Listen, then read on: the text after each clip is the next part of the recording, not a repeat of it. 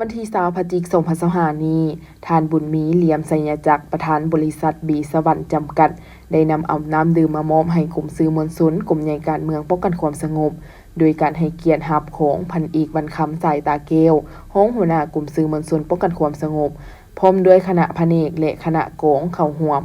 เครื่องที่นำมามอบในครั้งนี้มีน้ำดื่มจำนวน100แพ็คมูลค่า5ล้านกีบซึ่งจะได้ประกบส่วนจุยูให้นายและพลตำรวจกลุ่มสื่อมวลชนในการเคลื่อนไหวรับใจงานสำคัญต่างๆของพรรคของชาติเว้ารวมเว้าเฉพาะแม่นรับใจงานมหกรรมกีฬาแห่งชาติครั้งที่12ที่นครหลวงเวียงจันทน์เป็นเจ้าภาพและการเฉลิมฉลองวันชาติที่2ธันวาคมรอบ50ปีที่จะมาถึงนี้